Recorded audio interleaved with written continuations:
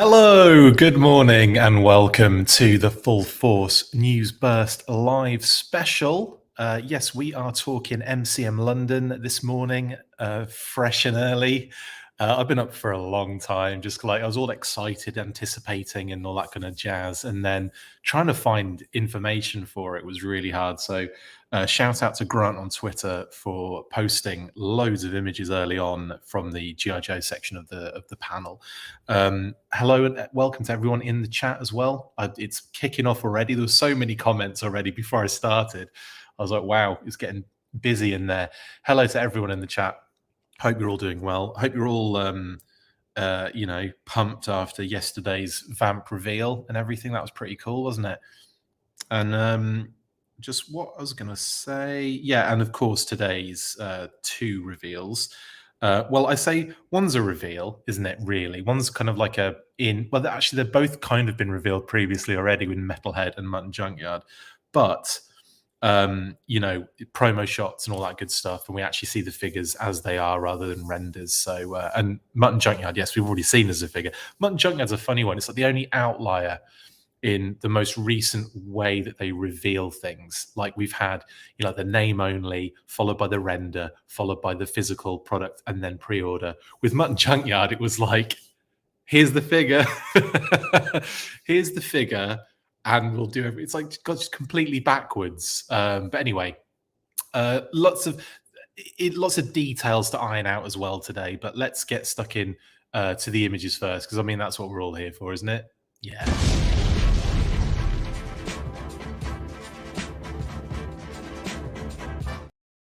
Yes. So, like I said, we had Metalhead, Mutt and Junkyard revealed today as sort of like yes, pre-orders, but not until Tuesday. So there's a little heads up for anyone that wasn't aware. Pre-orders for both of these go up on Tuesday, which is the 31st. I feel like all I've been doing is live streams. But one thing I will say is that I noticed that there weren't any digital render reveals for the panel, which I actually got really excited for, because it means I can still do those Let's Talk Classified videos that I missed out on, including Norgahide, Night Creepers, and the Cobra Ferret. Oh, and now we can throw in Iron Grenadiers and Raptor as well, can't we? So I've got a lot of work ahead of myself there. Anyway, let's talk about the GI Joe reveals. And we'll start with new reveals. This was the images again from Grant on Twitter. Let me just get the full name, because I can't remember. Sorry, just bear with me 2 seconds. I just want to say I want to get the right handle is what I want to do. Yes, Grant W, AKA Zaku Fan 0079. That's Z or Z, sorry. That's ZAKU FAN 0079, who posted the images kind of very early on. I know Toy News International as well have been posting them as well, so shout out to those guys as well. But yeah, very awesome stuff. So we got this. Now, the first thing that was mentioned in the panel, Emily, Lenny, nowhere to be seen on this one, and that's because Emily was supposed to be going out to MCM London to do the panel, but she injured herself. The poor thing. She sprained her ankle. So get well soon, Emily. That sucks, and obviously meant that she couldn't fly. She can hardly walk on it, unfortunately. So get well soon, Emily. And BMAC mentioned that at the beginning of the stream. So he was basically kind of filling in to do the kind of like, just to kind of talk through the reveals and stuff. So get well soon, Emily, on that one. And so BMAC basically kind of took the panel for the GI Joe side before. I think I want to say he did Transformers prior to GI Joe. I can't remember. I don't know the order, because a few people did like some streaming videos, but only for certain segments, and I haven't seen anything for the GI Joe panel yet. It'll appear. It'll show up probably later today or tomorrow, but it'll show up in some way, shape, or form. But like I said, no digital renders that we saw, and I imagine we would have seen you know, people would have been posting those just as much as they would have been posting the reveals for Metalhead and Mutt and Junkyard. Yeah, so Marvel Legends was the first. Thank you, Ryan. And then G.I. Joe was next. So BMAC would have run straight into Transformers, I imagine, after the G.I. Joe segment. So yeah. I don't know. I don't think either of these are exclusives, Jer Bear. I believe they're both kind of like sort of mainline deluxe figures. You know, one is a figure and pet, and one is a deluxe figure, but they're kind of like wherever you get them, basically. In any case, the pre-orders will be going up on Tuesday, the 31st, aka Halloween. So yeah, so they'll be going up on Tuesday, and there's also been, and I'll get there eventually, but there's also been a post by Entertainment Earth on their pre-order portal that says there's a Hasbro, you know, classified pre-order for Tuesday. So that all kind of locks in and makes sense, doesn't it? So yeah, I'm not sure how much information was given. You know, I'm not sure. Like BMAC's a fan of G.I. Joe anyway. Like he's a big fan of the Joe brand.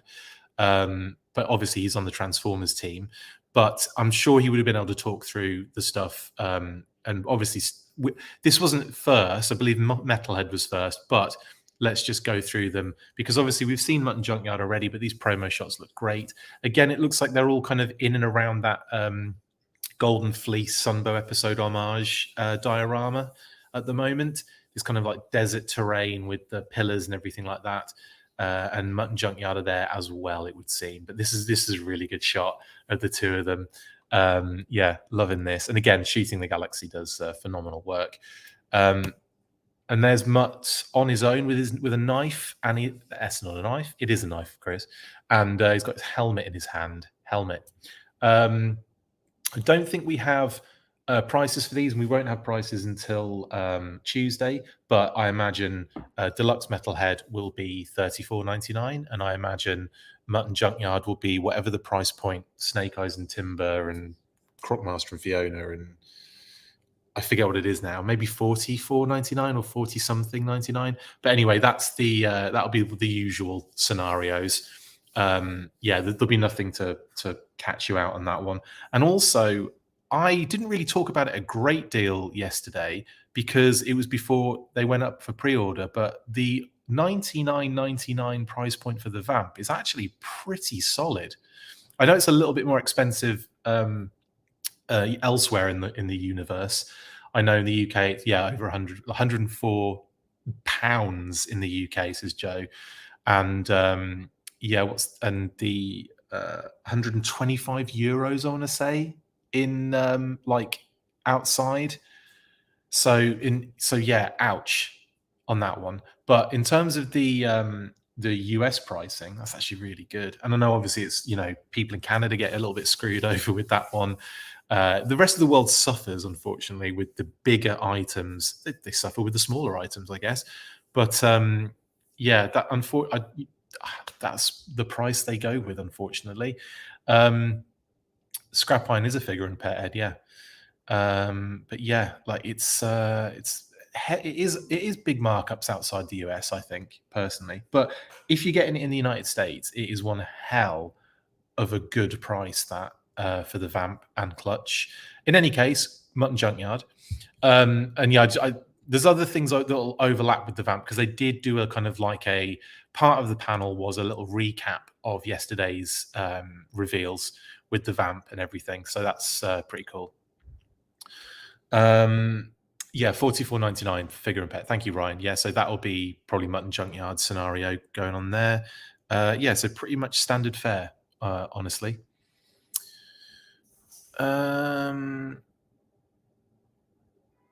Yeah, US is $99.99, Jason, dollars.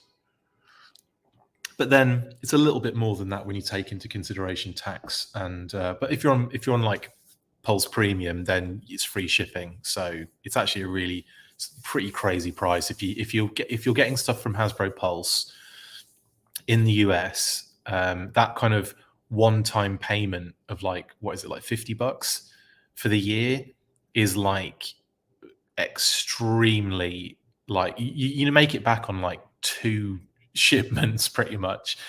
Anyway, So that's that. Right. So yeah, Mutt and Junkyard here as well. I like this shot with the muzzle on Mutt. It's brilliant, and Junkyard just all being happy with his tongue out. It's very cute. Great images. Tax does vary from state to state, diecast Nick. Yeah. I don't understand it genuinely. Some of them don't have. Some states don't even have it. The kind of like extra tax thing, and some do. But then, oh well, most do. I would say. It might have changed actually. It's been a while since I knew that information. It's been many years since I even looked that up. But yeah, certainly in the states I've been in, it's always been it's always been prominent. Sales tax, it's called, isn't it? Yeah. Right, and then of course we have this shot. This is amazing of Junkyard just being a good boy.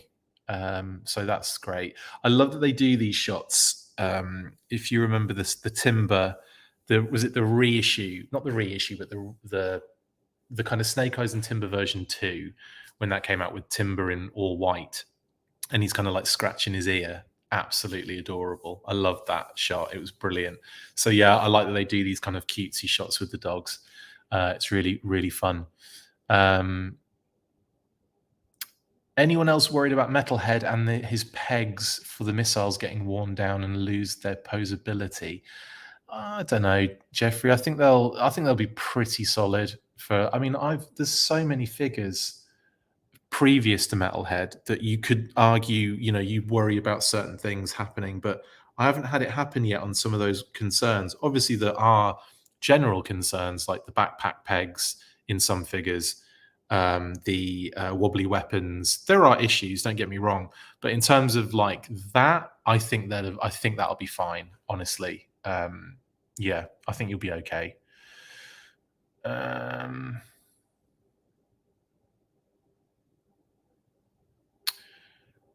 Anyway, yeah, so brilliant stuff. Mutt and Junkyard, really good addition to the line, and I think they'll be I think they'll be a popular kind of set there definitely. Then we did get Metalhead first, but I'm just, I wanted to save Metalhead to last because there's some pretty awesome shots of this guy.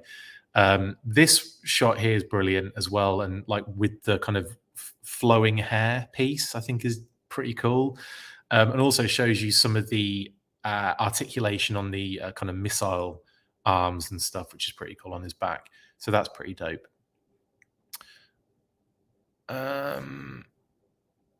Love it. Yeah, so sorry, that's I was kind of looking at comments at the same time as well. And then we have this one. Now, this one is an interesting shot, right? Because he's kind of walking into this area that we've seen already with previous shots of the vamp and everything. And I thought to myself, I wonder if that was the character that was kind of Easter egged in the background of Clutch's shot when he's hiding behind his vamp. And there would be a lot of sense to be made here. However, you look at this figure, there's a lot of red on it, right? And you look at this shot. Now, it does to me look like that could be the missile launcher with missile inside on the side in that red. But there's obviously a lot of blue on this figure. And, like I kind of look at it and I think maybe is that like the goggles and the hair but I don't know. It's hard to say. So I think at first I was thinking, and oddly enough, this is a much clearer image than we had yesterday when we were kind of working off. It was the same image because I looked at Shooting the Galaxies images. But once I kind of had a close-up of the really good shots, it was like, oh yeah, that's a much clearer image. But yeah, it does look like skinny RoboCop, doesn't it, Leon and Aaron? It really does look like RoboCop. People, lots of people saying it's definitely a Stinger driver, aka the kind of grey Cobra Trooper. Some people think it's the Ferret driver. I just think it's the Ferret driver, honestly. And obviously. And to add to that, we have a much clearer image of the two other elements, which were. Oh, sorry, we're still looking at Metalhead at the moment. Let me come back to Metalhead in a second. This is what I want to get to just while we're talking about it. But this was a much clearer image of the Ferret driver on the artwork because the first image we had wasn't as clean. This one is nice and tight. We can see the blue and the black. Sort of looks like a female figure, doesn't it? It has a like Valkyrie vibe going on. And obviously the helmet we can see is the motocross helmet with the fangs. And of course we did see a much clearer image of that as well. This is nice and zoomed in as well on that other shot from Shooting the Galaxy where Clutch is kind of burying it. So obviously this and this are the same. That's the same helmet right there, but you know, obviously covered in sand and dust and everything, and maybe a little lighter. But I definitely feel that this is a female troop that will come with the ferret now. And it kind of makes a little sense because when I heard there was going to be a trooper and bike, I assumed it was just going to be like a, you know, another male kind of Cobra infantry, or, you know, like the Python Patrol, but kind of, you know, redecoed again. But it kind of makes sense that they're doing a sort of Valkyrie variant, you could say. So it looks like there might be kind of, you know, different secondaries, and the helmet obviously is going to be different. But that rifle obviously is synonymous with the Valkyries because they've all had it so far. Yeah, anyway, so that's what I'm thinking on that one. And I'll come back to the metalhead stuff now because that's what we're kind of here for as well. So that was just my thought process on those things. And by the way, I don't think this is metalhead now. I just had that was where my head went when I saw that image. I was like, oh, I wonder if he's just creeping out of the. But there's too many things on this that make it like not necessarily, you know, that. So I think it's just the ferret driver. In all honesty, there. Anyway, and then Metalhead. Here's another shot of him. One with the kind of blast effect coming out of his launcher, which is pretty dope. And he's got, well, look what he's got in his hand. He's got the blooming Valkyrie's rifle, which is hilarious. What's that perched atop his head, Diana? That's behind his head, and that's the other articulated missile launcher. That's what you can see behind his head there. And then we have this amazing image. Now, this is the one I wanted to see, honestly. I wanted to see this image with the kind of like new helmet on, and boy, does he look cool. Like, I really like this vibe for Metalhead. I think he looks pretty cool with that helmet.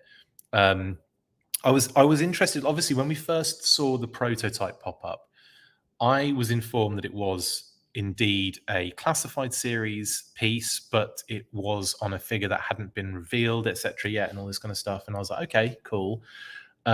We knew about Metalhead, and then I can't remember how, but I ended up finding out that the helmet was Metalhead's, and it was only like about a week or so after we knew that Metalhead was, or a couple of days after we saw what the helmet was.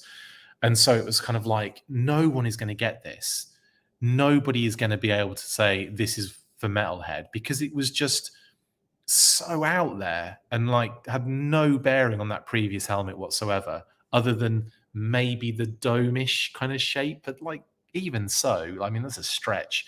So when I heard that it was going to be Metalheads, I was like, I need to see this in action. I need to see it. One, I need to see it painted up, and two, I need to see it in action. Otherwise, it's just not going to make any sense.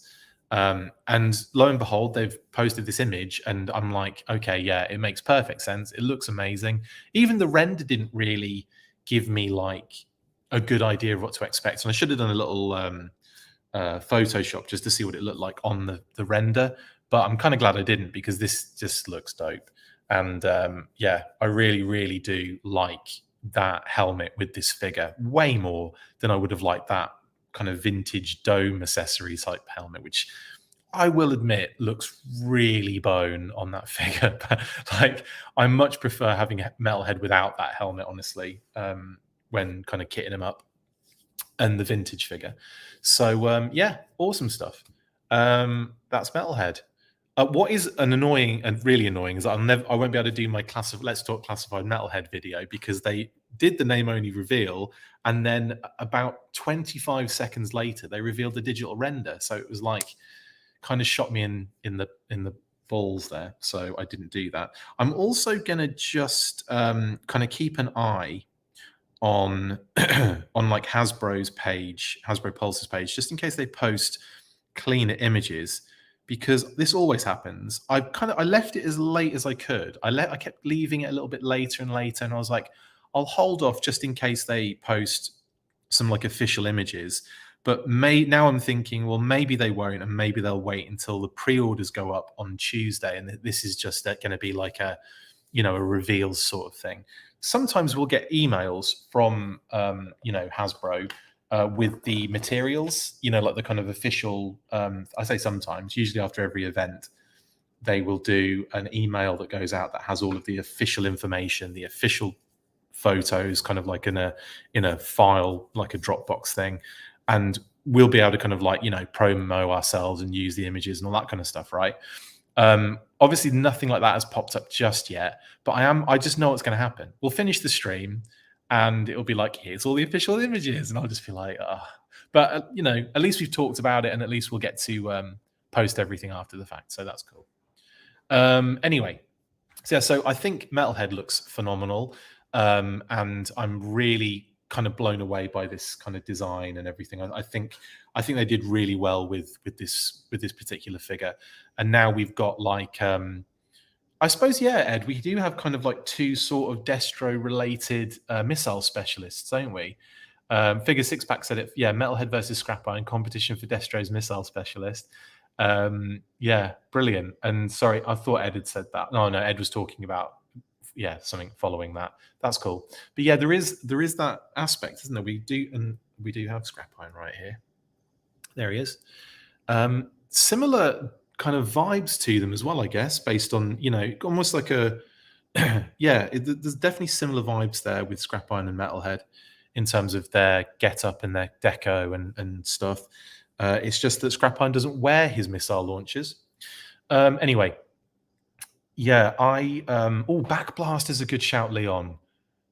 Actually, that is a really good shout. There is a character that is criminally underused.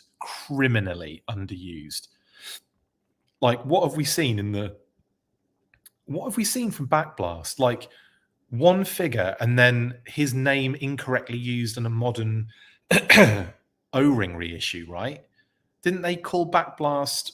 I'm sure they used the code name for a different character, not one of those messed up six packs that was all over the place. I'm with you, Leon, on that one. I think Backblast would be a phenomenal figure to do, especially with that huge launcher that he has, the kind of like 3 missile launcher thing.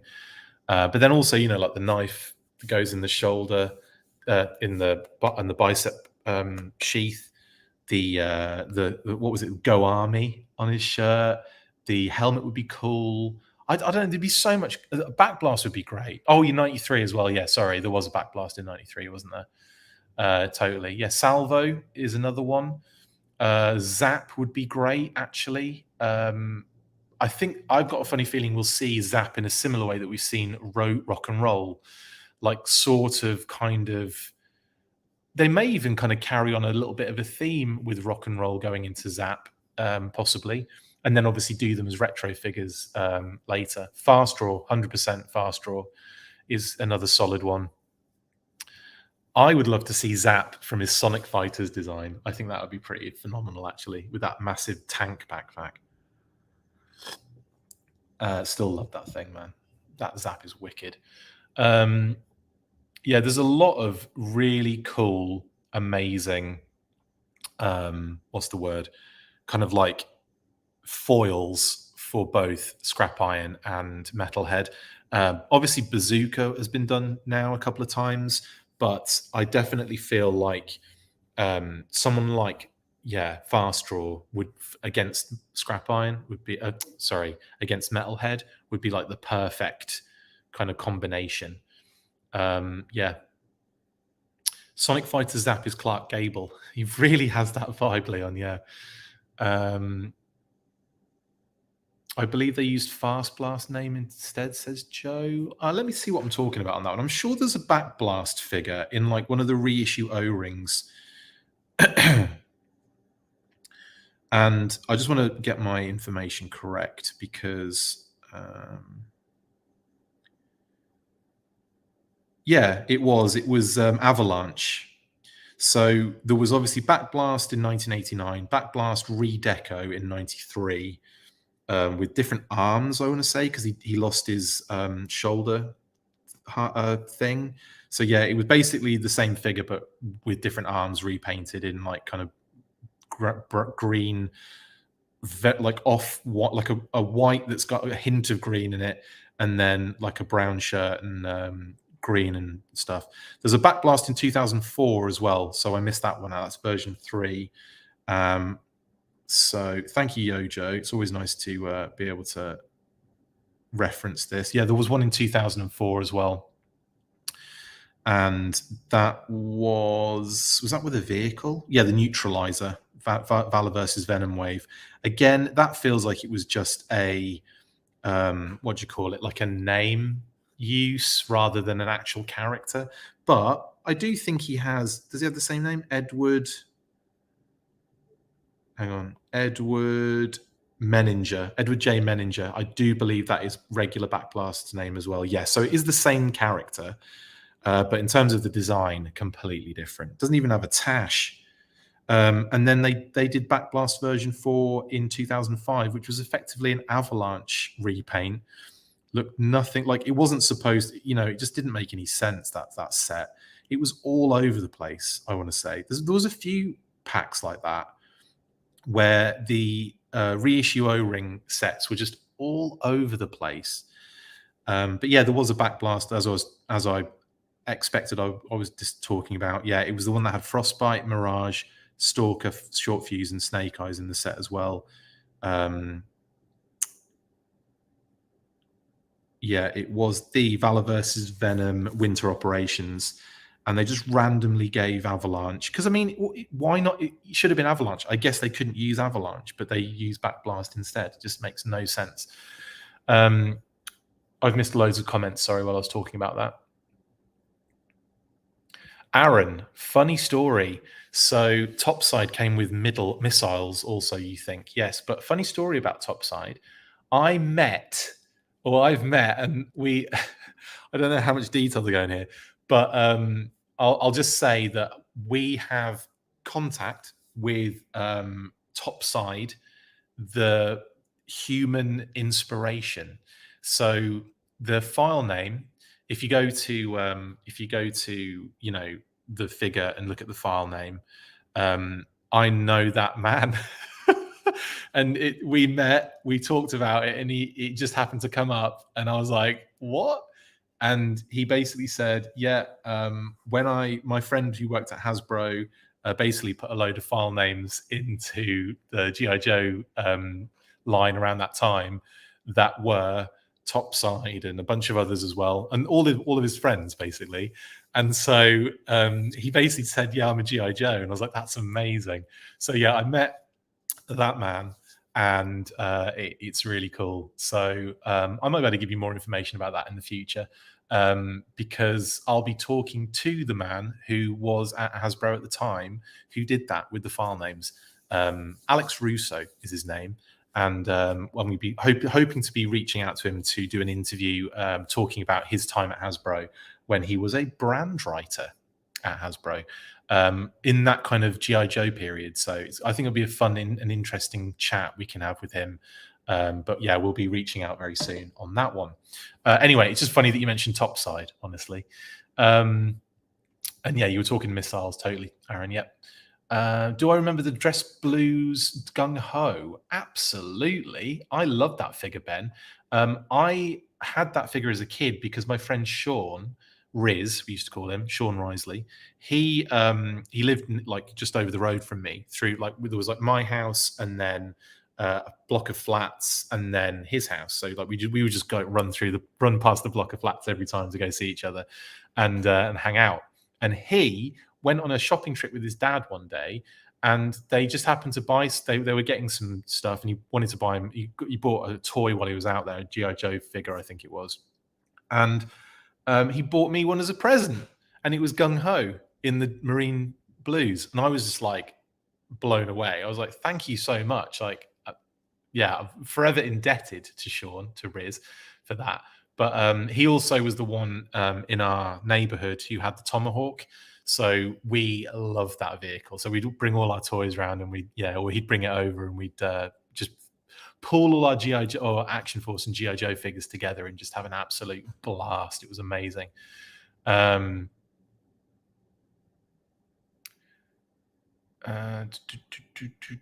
Heavy Duty, you're right, Robert. Yeah, Heavy Duty now was that name trademark that was filed a little while ago, earlier this year, wasn't it? And that we noticed. I think His Tank picked up on it, and so it could be very. I mean, we could be talking Heavy Duty very in the future, especially with Metalhead right there. These are the two POs I called yesterday. Sweet. What, as in Metalhead and Mutt and Junkyard? Yeah, brilliant. Good shout. We need Blowtorch name drop. Yeah, we do. And you're not the only person that said that. I think Ryan said that a few times as well. Hello, Flaffle. Good morning, Chris. The figure 6-pack. Alex Russo, Sky Striker from the Tiger Rat. Could be figure 6-pack. I will ask him that question if he put his own name in there. I like to think that IDW... No, I'm not reading that. Oh, Mom. Hello. Hello, Mom. Hope you're having a good day. We're going to reach out to you today to see if you wanted to Zoom. So there we go. I've done it now. Kidding. Do you think we'll ever get ceremony uniforms of Joe characters? Again, Gung Ho Dress Blues, I think, is a possibility. I could see them doing some sort of like... That's a good shout, actually. Maybe like a Ace, maybe, in like some sort of whatever his uniform would look like. I don't know. I would love Gung Ho, though. Yeah, the figure didn't really fit in any kind of play scenario necessarily. There's something about that figure though that just makes it really appealing and interesting and fun. Like the stickers, the little kind of rank insignia stickers, and the the little chest kind of like medals and everything, and just, I don't know, the sword's really cool. And it would have been cool if you could unsheath. You couldn't. It was fixed in there, wasn't it, the whole time? I don't know, like the way the pan. I don't know. I really, really loved that. What do you call it? That figure. Just thought it was amazing. Everyone's saying hi to Mum now. Niximus Prime. Sorry, just got here. Are these going up for pre-order today? No, they go up on Tuesday. There you go. Tuesday, October 31st, 10 a.m. Pacific, which would be 11, 12, 1 o'clock Eastern, right? Yeah, 1 o'clock Eastern. Yeah, so yeah, there you go. That's that. So those line up nicely, but it is Tuesday. They're going up. Dress White's shipwreck is what I was trying to think of. Wreck ship. Yeah, I couldn't think of what he would wear, but yeah, it's Dress White's, isn't it? Chris has a big Christmas list. Ace, Hawk, and Cutter in dress would be cool. Yeah, but definitely.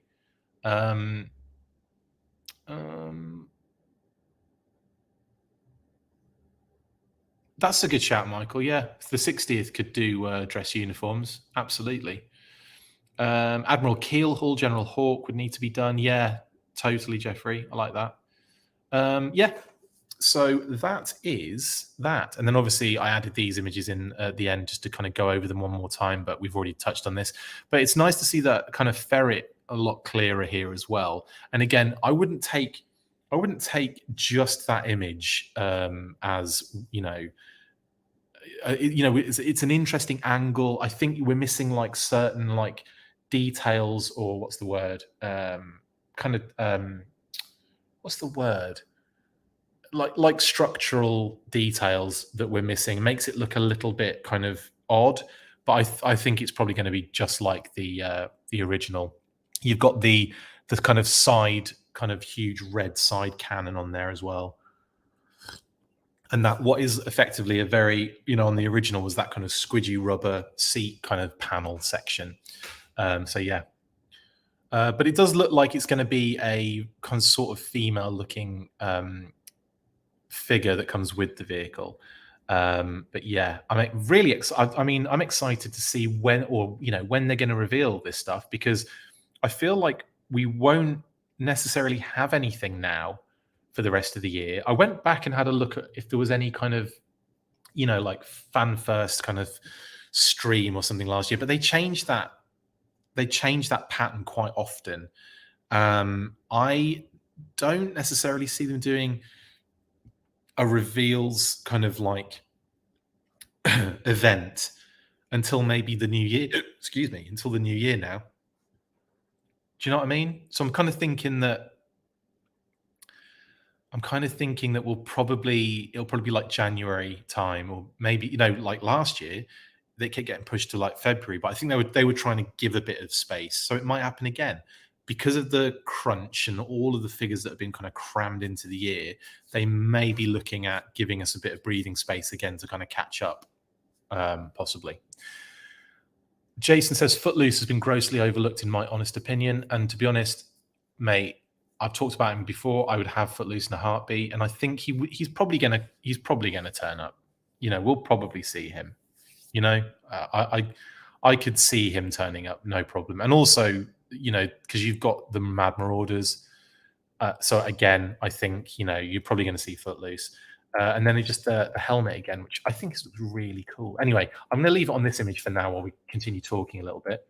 And just catch some of these comments and questions and that. Metalhead and Mutt Junk Tuesday. Yeah, yes. Question mark you put, yeah, Flaffle Tuesday.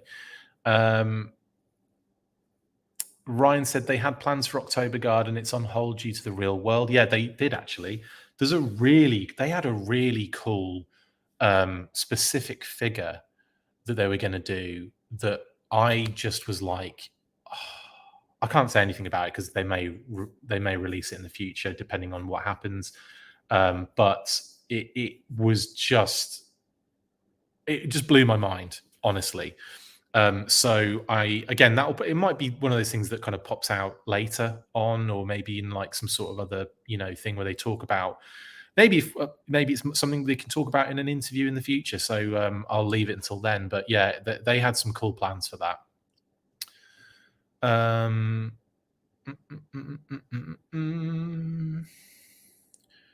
Hey Chris, glad I could catch you live, my dude. Thank you so much for all the news and updates. Glad you're hanging in there. Thank you, UB Playing. Yeah, doing lots of stuff at the moment. It's 3 episodes in 2 days, 4 in 3. If you count the Let's Talk Classified Alpine that I squeezed in on Thursday. Who would be the Joe's top Air Force character? Ace? Or was he Navy? I can't remember. Forgive my ignorance. I can't remember. I don't remember what their specific. I'd have to look at the file cards if it even had that in there.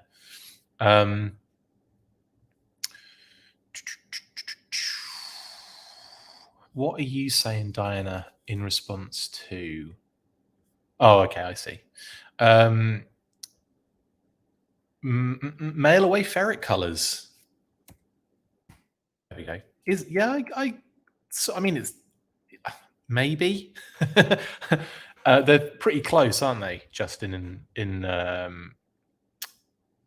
to that and the actual classic ferret that came out normally.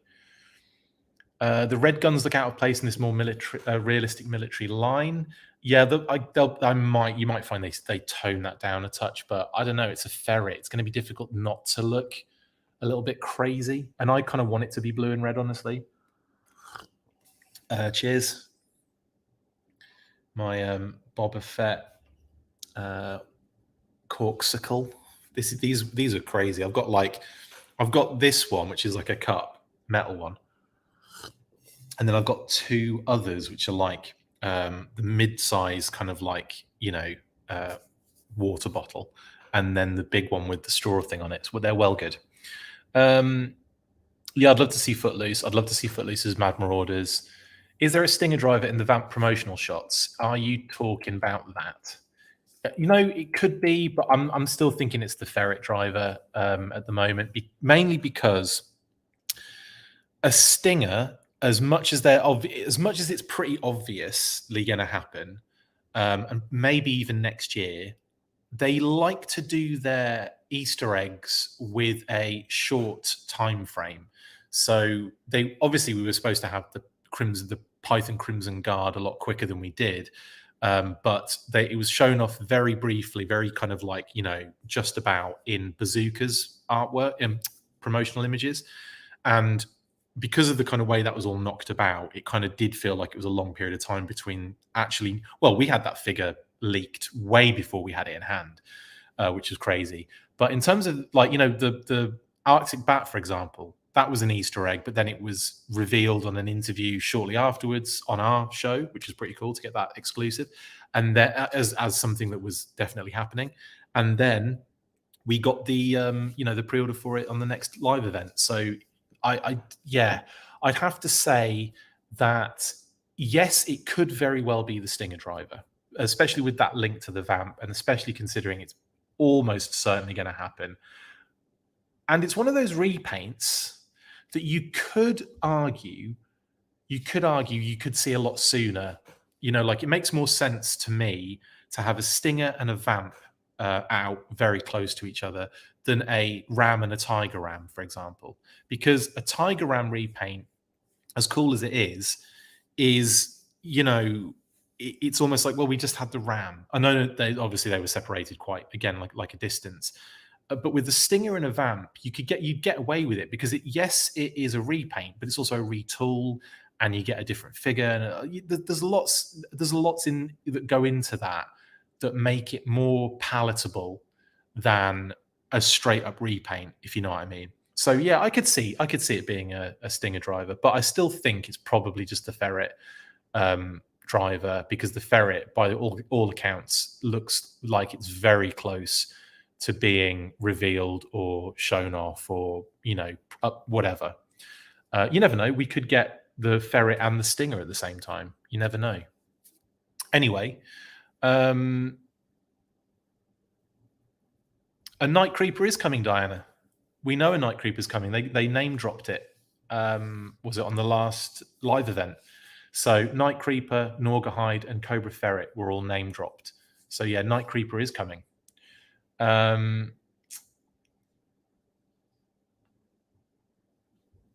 was doing a poll on a Cobra 3 pack. Any word on that, Chris? Were they? What was that? I can't remember. Can you give me some more information? Because I've completely forgotten or don't know what that is in reference to.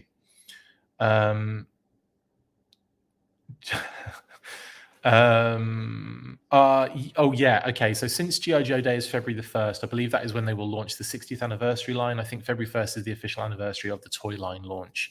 Bring toys to work. Yes, that sounds pretty much like it's going to be the case. There's going to be a lot on G.I. Joe Day.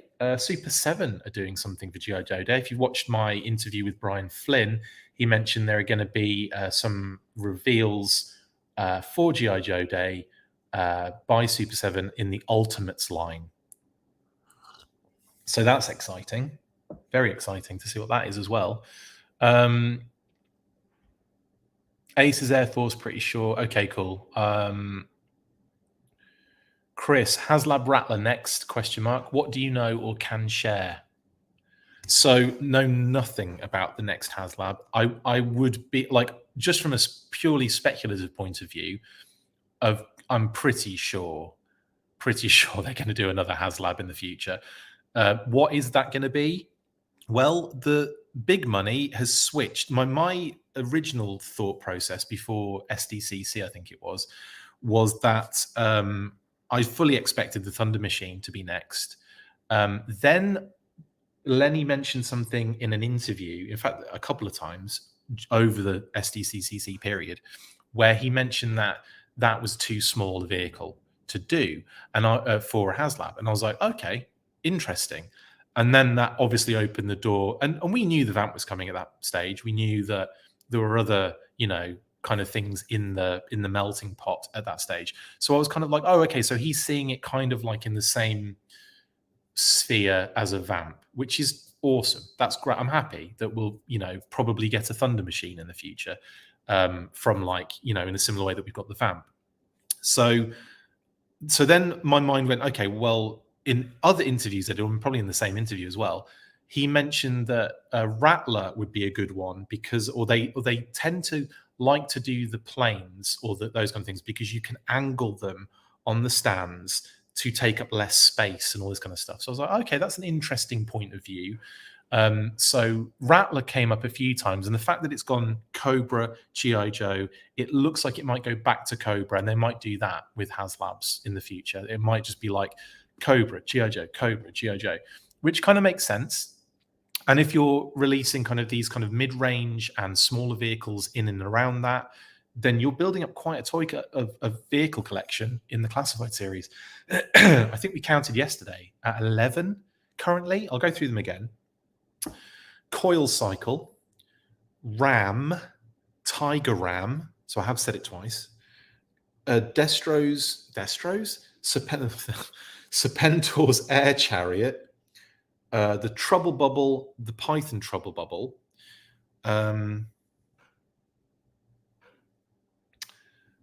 Hiss Tank, Dragonfly, Vamp, Ferret, and there was one other that I forgot last time. Do we remember what they were? Just seeing if people are saying in the comments. I've missed a lot of comments, sorry, because I've been talking for ages. SMS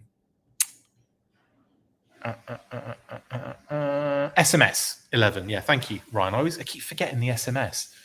And Darren said it as well. And yeah, got it. So yeah, I think we counted 11 vehicles to this point. It might even be 12, and I forgot another one. Maybe I have forgotten another one.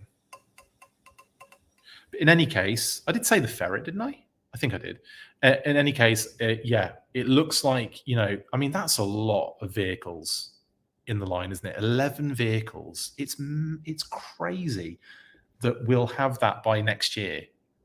By the time the Dragonfly comes in, I imagine the Ferret will be out as well by that point. I imagine we'll have obviously the Vamp will be in hand at that point. So yeah, like crazy stuff. The jump jetpacks, do they count Nictimus Prime? As in like the jetpacks that the Steel Corps have and others. Do other people have it? I can't even remember. Do they count? I'll leave that up to you. It's like when you're talking figure and pet. Does Serpentor's snake count as a figure and pet? No, it's a figure, vehicle, and pet. It's like a completely different price point as well, isn't it?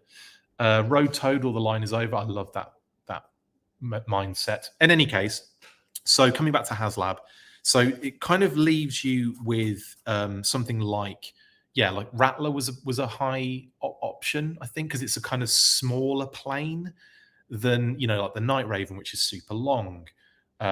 Beautiful thing though.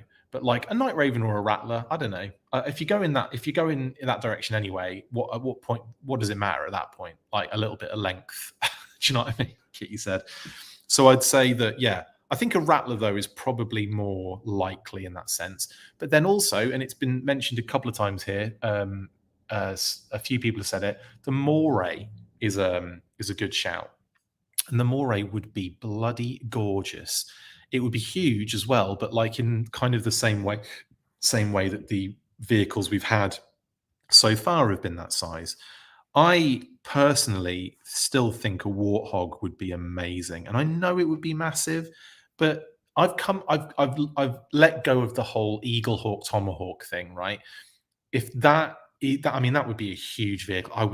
I would genuinely love a classified Eagle Hawk, though. I think it would be phenomenal. But I think that might be too big. A Warthog, I think, would be doable. But it is massive. But then you get another Sarge figure out of it as well. A Sarge figure out of it. So yeah, I would. I don't know. But I think like the money has shifted to like a Rattler, moray, that kind of thing. I think a whale would be also kind of absolutely huge, and it would be expensive, but maybe in the future, I don't know. It just might be. It might be too big. There are some vehicles that I think might be too big. I think the Tomahawk and the Eagle Hawk might be too big. I think the Whale might be too big. I think obviously the Rolling Thunder would be just forget about it. So like I think those, might not be the way forward. I think we're going to get more of these slightly larger mid-range vehicles. Snowcat would probably be retail. I think RKW. If we ever got a Snowcat, I think it would be a retail vehicle.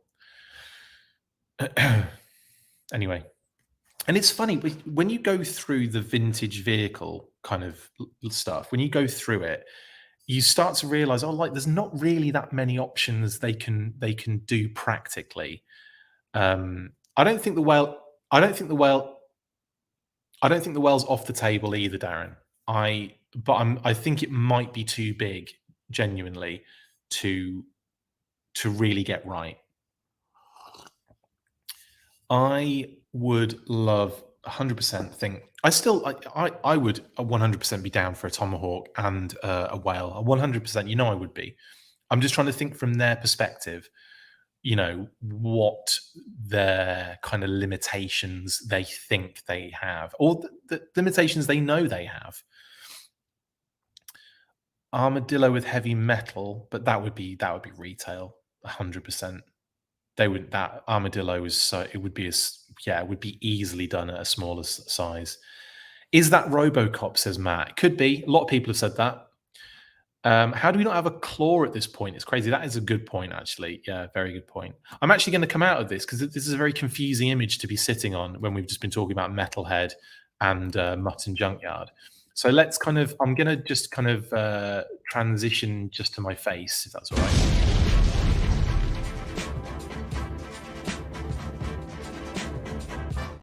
Right. It would help, wouldn't it, if I removed that off the screen? Oh, seeing how the sausage is made, right? Is that what they say? Yes.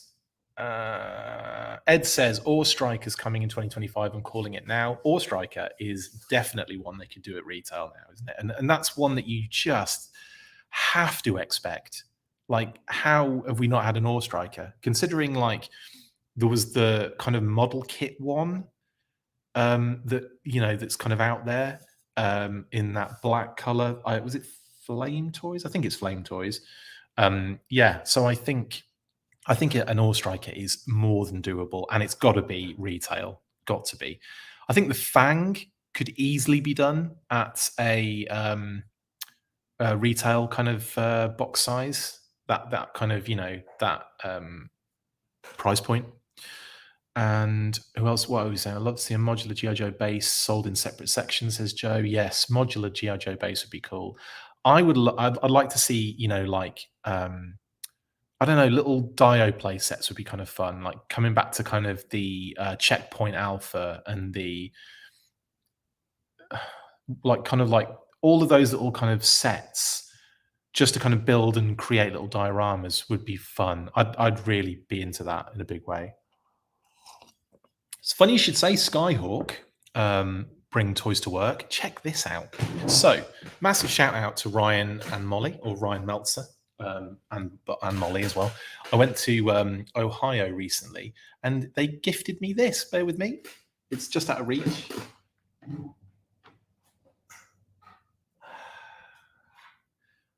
There we go. It's awesome. Look at this. Yeah. He 3D printed this wonderful classified scale Skyhawk. So you've got the working cockpit, you've got the working engines that kind of do that. How cool is this? You've got missiles on the bottom. One of them I've taken off just to show you the removability. Just pops into that little dog bone connector there.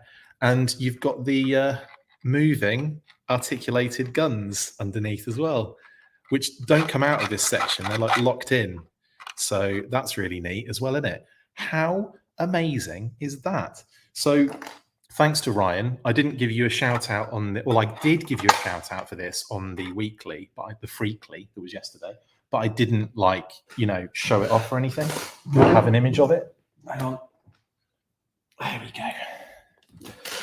Again, I didn't think, I keep banging into the desk. Sorry, guys. It's like I'm having an earthquake here. I didn't kind of get to show this off, but I'm utilizing Grunt with his steel core helmet as the kind of pilot in this thing.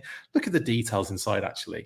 I haven't really looked at that properly, but there's a little like joystick, little handle joystick there to hold on to. There's like nice little detailing either side of the seats, little kind of almost like little pads on the for where the feet go. It's amazing. And all the like, look at the detail on the print as well. Like, isn't that great? All of the little kind of details and the engine elements and the textures and the paneling, it's just next level. So yeah, and it's really sturdy. Like, it's, you know, really cool. I'm not going to throw it off a, you know, out of a window or anything, but I don't know. It's really cool. And the engines are really neat. I can't believe you bloomin' just gifted this to me as well, Ryan. That was just nuts. Especially when you said, I've got a gift for you, I'll be right back. And then I forgot that you'd gone. And then you turn up and you stick this on the table. And I'm like, what? Yeah, so I just wanted to pop Grunt in there just to show you him kind of operating the Skyhawk. There he is, sitting inside. Isn't that brilliant? Like, this thing is just phenomenal. So yeah, I'm going to have a lot of fun with this, no doubt, and it's going to be on the on display for a long time. This one, yeah, really cool. And yeah, so thank you, Ryan and Molly, for this wonderful, amazing classified Skyhawk. Yeah, that was nice that I could do it on this show and like give it a little bit of love on the big screen. Sorry, the lighting isn't as good, but it's really cool. It's a new pilot called Grundle. Yes, it is, Ryan. No, very, yeah, amazing work, mate. Absolutely amazing work. Can it fit Roadblock and Gung Ho? Well, we can. I don't think so because they are massive. I'm just going to try it though. Sorry, Ryan, it's going to ruin your day, innit? If I try and put Gung Ho in here. There he is. Now I've got this Gung Ho, which is kind of cool. This was sent to me as a present, as like a little custom gaucho. Brilliant stuff. I'm going to just pop this in here.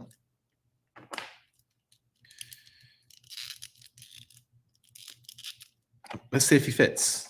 It'd be cool if he did. I'm going to try it anyway, no matter what you guys say. If we bring his arms up, they can fit in there. If we tuck his legs in, I think we can do this. I'm just going to kind of articulate his legs a little bit differently. This is good for radio, this, isn't it? As you can see, it doesn't quite fit in, but I think with some wigglage, we might. No, he ain't getting in there, is he? He's too massive. Sorry, Gung Ho is a little bit. Oh, okay. Oh, right. Okay. So so he won't quite fit in. I mean, he gets in there, but because of his legs, can you see in the middle of the kind of structural support inside the cockpit kind of digs into his legs and it just doesn't quite close. But there you go. I gave it a try, Ryan, but I couldn't quite get Gaucho in there. Either way, though, this is really cool. And why Gung Ho and Bloomin' Roadblock going to be flying this thing? They're going to be hanging off the side. Anyway, awesome stuff. Thank you, my man. I'm going to put that to the side, out of the way, so I don't break it. But yeah, it's really cool. And it just makes me enjoy Grunt a bit more as well. Yeah, so no on Gung Ho on that one. I'm behind the times looking at the Grunt online. I need him. Matt, this Grunt figure is brilliant. I don't know what it is about him. He's just so satisfying. Like, there's so many satisfying elements about this figure. You know, you've got I think the steel core helmet is a really awesome touch. I've kind of almost like, I haven't had his regular head on or the helmet since I got him. But like the Sunbow rifle, I think like the gear as well, like the secondary and the little fold down, little kind of tablet thing as well. It's just so awesome. It's a really good figure, and it is definitely one of those kind of like, I would say kind of like it's well, I don't know if he's underrated because a lot of people do wax lyrical about him, but like he's one of those kind of like low under the radar figures is what I'm getting at. It's really cool, and the fact that you can like store little things like the magazine clip and the pistol on the back there in the little back, it's just so cool. And little pouch secondaries on the thighs. He's really cool. I've done an unboxing of this already. I'm not doing another one. Yeah, really into this one. Really, that's one of my favorite figures in the line so far. And I was really happy when he kind of looked so good with that Skyhawk. I was like, oh, perfect.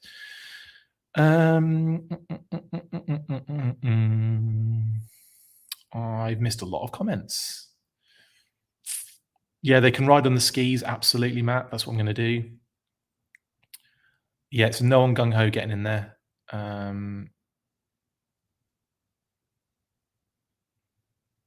How about Globulus and his hover pod released as a convention exclusive, just like we got Serpentor and his air chariot? Bring toys to work, man. I would be all over a Globulus. I think that would be so cool. Yeah, I can see them going in that direction. I can see them doing some Cobra La stuff. For sure. For sure. I expect if they did do a Globulus, that kind of like hover pod thing that he has, good name for it, would be definitely kind of in the figure vehicle sort of kind of situation. But you're right, if they did that, you'd have to have the time worm on the little handle thing. That's the cutest thing in the world. I love that time worm. It's the most adorable little creature. But yeah, like things like that would be really cool for it. And maybe a path of esteem that you can walk on. Gross. Off topic, Chris, did I get Chuckles? Did I get Chuckles? Certainly did. There he is. I've done an unboxing of him as well on the channel. So yeah, if you want to see that in more detail, go and check that out. Yeah, it's funny they're all like right near me.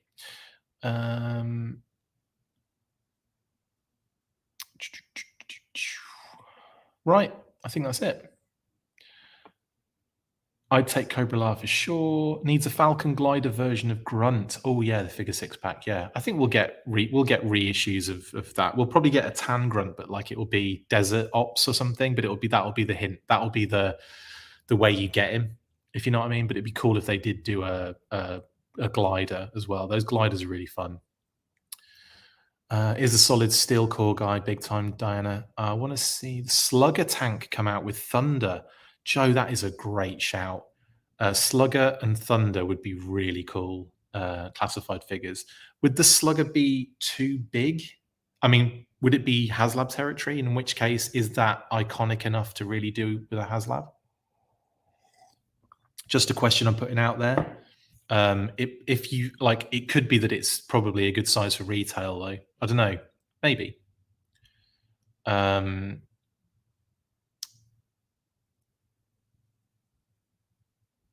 Yeah. Okay. Oh yes, the Clutch and Vamp being a return to window packaging, says Falafel. Yes, that is pretty cool, and it's nice that's the kind of like the first one we've seen now since the announcement that they'll be switching back to Windows for Windows 95 for the line. So yeah, that is really cool. I consider the Slugger the same size as the Vamp, says Darren. So yeah, so retail it is then, 100%. Thank you for all you do, Chris. Thanks, Joe. Thanks for the nice comments. Eben says, Rattler, in my opinion, not whale, a little too big. Yeah, I think it's going to probably be Cobra based. And I think that the two front runners for me, just for me personally, are the Rattler and the Moray, mainly because those are the two that I'd want to see. And I would be really excited to see what they did with them. I think like some of the other, I mean, obviously the whale would be phenomenal, but that's Joe anyway. But like, what was the other one we were talking about with Cobra? I don't think we were. I think that was pretty much it. I think the other massive ones were the ones that were like you know, the G.I. Joe version kind of vehicles. I want more Deke era stuff, says Nictimus Prime. Cool. Well, funny you should say that, because I think next year you're in fact, probably before the end of this year, and not necessarily always in terms of classified, but I do think there's going to be some Deke related things coming down the pike for the G.I. Joe brand. In terms of you know what's going on. So yeah, you might get your wish. Of course, in terms of like classified, there have been a few Deke era elements, haven't there? Like Metalhead now. Who else have we had? Big Ben. Just having a quick scan. I think those are the Range Viper. So Big Ben, Range Viper, and already forgotten his name. Big Ben, Range Viper, and Metalhead are clearly that era. So yeah, I think we're going to get more of that stuff, Nictimus. Nunchuck as well. Nunchuck is Deke era too.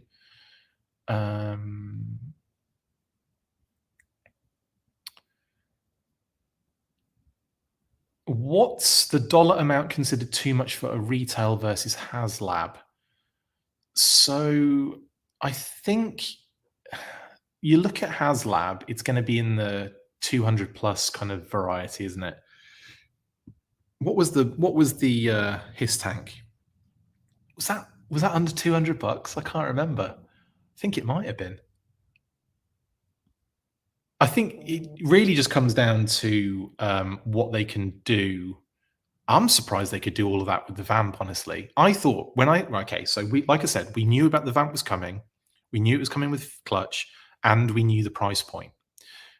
I looked at that so many times and thought, how are they doing the Vamp for $99.99? How are they doing it in that price point?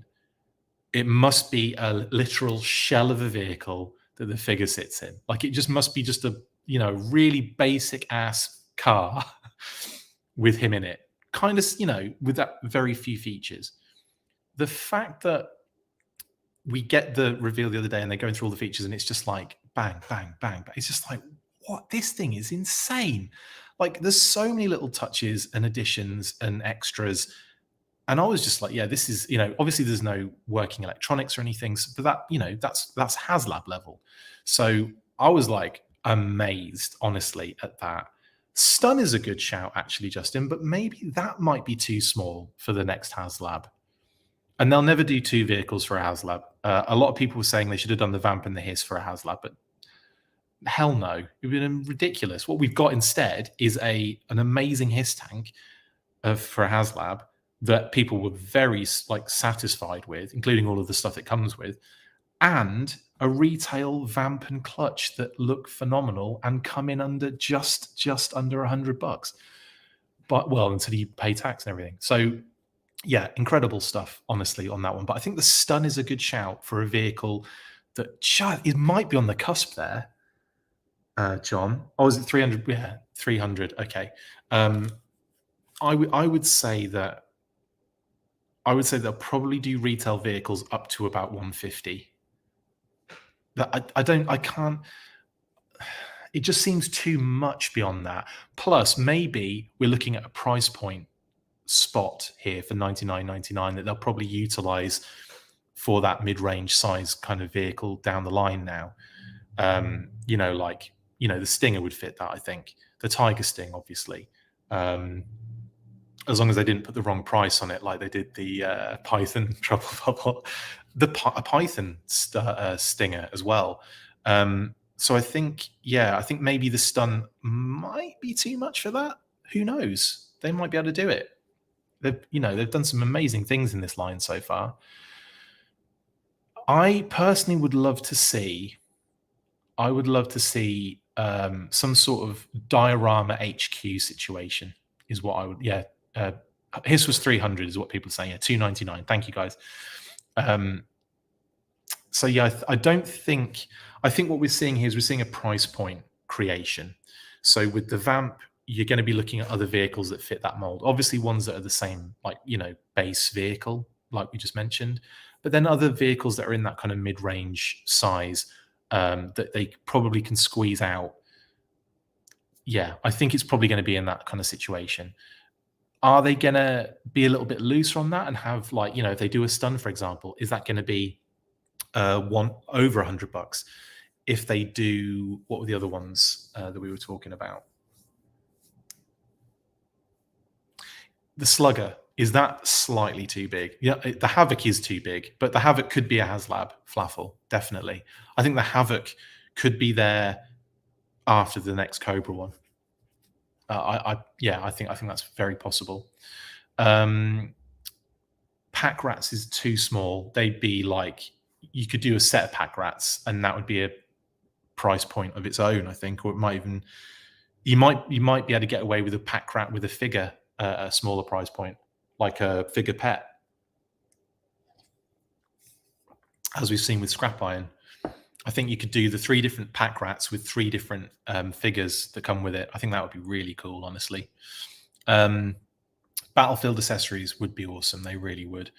Tank, you're right. Like the Mobat or the Mauler. I prefer the Mauler, 100%. I think the Mauler is one of the coolest tanks in the Joe kind of, like, you know, kind of brand. So I would say that I think that would be a possibility. Again, is that a little bit too big? Does that create another price point? Does that push it a little bit further? I think, like, what we're looking at the moment with that kind of mid-range vehicle are Snowcat or Striker, Imp. What else could we throw in there? Piranha, Devilfish. Devilfish actually might be, no, it would be pretty big still. I think it would be a little bit bigger than the bikes and stuff. I think it would be much bigger than the bike, than Serpental's Air Chariot, than the Trouble Bubble. So yeah, I think the Devilfish would be quite a hefty sized boat to do. Fang would be in that. Yeah, definitely. Wolverine is another one that I think they probably do that. I think Thunder Machine, yeah, is another good shout. We kind of talked about those previously as well, and you're right to include them in this list. Armadillo, definitely. Armadillo, Fang, Wolverine, or Striker, Stinger, etc., etc. Piranha, Devilfish. I just think all of those would be.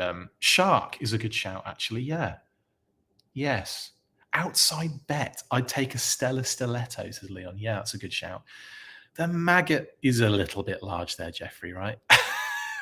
The Maggot would be the same kind of size as your Rolling Thunder or your Thunderclap and stuff like that. If the Devilfish comes with no figure, it might be okay at 75 to 80, like the Fortnite Motorboat. It would be smaller than that, though, wouldn't it, Darren? I think it'd be smaller than the Fortnite Motorboat. I think the Fortnite Motorboat would be closer to like a Moccasin. Water Moccasin might be, might be a little too big for that, but the Devilfish, I think, would be a good size for it. Shark, 100%, definitely. Triple T is a good shout. Yeah, Sergeant the Triple T at $99 is a definite, in my opinion. I think that would be perfect. Yeah, well, there's loads of options when you think about it for the mid-range stuff. But I guess that's easier than picking a HasLab, innit? Really, I think it takes a lot more. There's a lot more thought goes into what could be the HasLab situation. When you think about all of the vehicles in the G.I. Joe line, there are plenty in a certain size kind of price point from the vintage era that are iconic as hell. So I think, yeah, Shark, Armadillo, or Striker, all of those ones we just mentioned before, I think, yeah, they would all be very easy to do in that $99 price point. Locust, good shout, Johnny. Good shout. Swamp Masher. I'd be all over a Swamp Masher. Then, of course, you've got the Dreadnought motorcycle. You've got motorcycles in general. I don't know how they're going to do that, because I feel like that's got to happen. The Dreadnoughts have to have motorcycles. So Sarana, Zartan, they have to have motorcycles. I feel like that's something that needs to happen, but I don't know how they're going to do it, if they are going to do it. Swamp Fire is a good shout, yeah. Swamp Fire versus Swamp Masher, that'd be funny. Yeah, the Swamp Masher would be great with the. I would love that, honestly. I think that vehicle is bonkers, but I love it. Anyway, this is going to turn into another monthly episode at this rate. Zanzibar and his air skiff is a good shout, Diana. I think in terms of figure vehicle, Zanzibar and air skiff, Destro and his version 2 and his despoiler, especially with the Iron Grenadiers reveals and everything recently. And definitely we need Xandar then, don't we, L Tidy, big time. Fang 2 is a good shout as well. I mean, you could just name vehicles and I'll just be like, yeah. Leon Jarvis says Future Fortress. Just kidding. No, mate. I think Classified could breathe, not the vehicles, but could breathe new life into Battle Force 2000. And I think they could make them really cool, feature-packed, and like just really interesting. And I think they would look awesome at Classified scale. Like removable helmets and like intricate elements and details, and I think they could do a really good job on those, and like I say, breathe life into what is kind of like a rather derided aspect of the brand. Anyway, anywho, you're just naming stuff, guys, now. But yeah, it's cool. All of these are great points, and it just shows you how much legs is in this possible, line when you consider what's come before. Anyway, I'm going to bring it to a close there because we've been talking for an hour and a quarter on this, and it turned into a HasLab conversation. It's been really fun so far this weekend. Lots of fun reveals. Not too overwhelming. Like, it hasn't been a PulseCon scenario.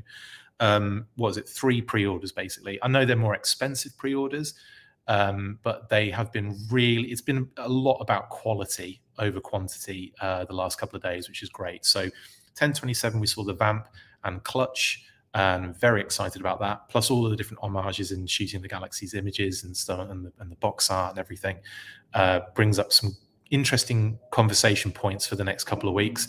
Then, of course, we had MCM this morning on the panel. BMAC revealed Metalhead for the Iron Grenadiers and deluxe figure, and Mutt and Junkyard as a figure pet set. Now, the pre-orders for those 2 particular figures go up on Tuesday at 1 p.m. EST, which would be, I think, 10 a.m. Pacific, 10, 11, 12, 1, yeah, and 1, 2, 3, 4, 5, 6 o'clock UK.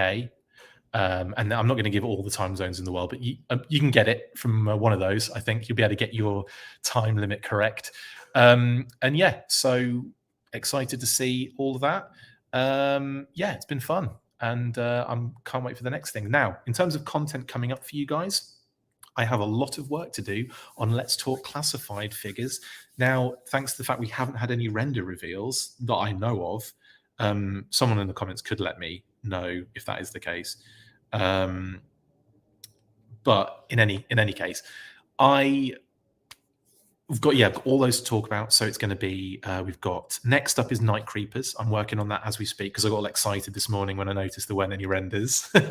Then Norgahide, and then the Cobra Ferret, and then Raptor, and then the Iron Grenadiers. So I've got 6 of those coming up, in probably not in the next 6 days, but I'll be trying to churn them out as quickly as I can. Once I've done, also on top of that, we'll be returning to the monthly in November. So we'll be hopefully getting the team together to do a fresh new monthly episode, and then obviously try and get back on the routine of doing monthly episodes. We missed a couple of months, and I apologize for that, but it's just been we just haven't been able to get together. I've been too busy. Other people have been too busy. It's just not. It's one of those things, unfortunately. Interview with Shooting the Galaxy eventually, once I get that set up, Johnny. Apologies for that, and apologies to Shooting the Galaxy for taking so long to get that organized. We've got Hasbro interview part 2 to come as well, which will probably happen mid-ish November. Then we have we'll be having another chat with Brian Flynn before the end of the campaign. We've got, like I said, Shooting the Galaxy. Hopefully we'll be getting him on very soon to talk about his amazing work on the image, the picture taking, all that amazing stuff, the toy photography for Hasbro. And I'm trying to think if we've got anything else coming up, and then any news that pops up, I'll be doing another Intel live in the week next week for our patrons, and that's about it, I think. So been an absolute pleasure chatting with you a lot this weekend. I'll see you on the next one. Don't forget to stay fresh, cheese bags, and as always, after 3, I think you know what to do. 1, 2, 3, full force. I'm trying not to do it too loud because it's still quite early and I don't want to, bother anyone. But you know what to do. Yell it at the top of your lungs. See you later, guys. That's it for this instalment of the Full Force News Burst. Make sure to like, comment and subscribe. See you next time, and as always, full force.